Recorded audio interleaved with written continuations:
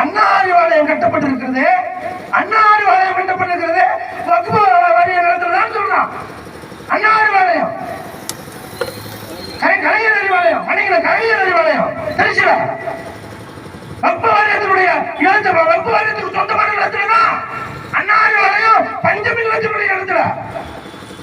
திமுக எதிரணிக்குமா? திமுக எதிரணி 22 7 பேர் மட்டும் ஆதரவாக நீங்கள் வாக்களித்திருக்கிறீர்கள். மீதம் இருக்கிற 12 எம்பி எங்க போறாங்க? 12 எம்பி எங்க போறாங்க? திமுகவுடைய இரட்டை வேடத்தை நீங்க இஸ்லாமிய பெருமக்களே, திமுகவினுடைய அதிமுகவினுடைய இரட்டை வேடத்தை என்றைக்கு நீங்கள் புரிந்து கொள்கிறீர்களோ அன்றைக்கு தான் பாம்புக்கு தலையை காட்டும், மீனுக்கு வாழை காட்டும். இந்த விலாங்கு மாதிரி இந்த விலாங்கு மீனை பாத்தீங்கன்னு வச்சுக்கோங்களேன், பாம்பு மாதிரியே இருக்கும். வாழை பாத்தீங்கன்னா மீன் வாழை இருக்கும், தலையை பாத்தீங்கன்னா பாம்போட தலை மாதிரி இருக்கும். அப்ப என்ன பண்றது?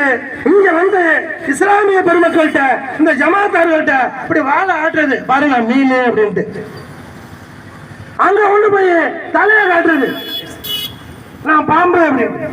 திருட்டுத்தனம், அத்தனையும் திருட்டுத்தனம். நீங்க என்ன பண்ணிருக்கணும்? எல்லா எம்பியும்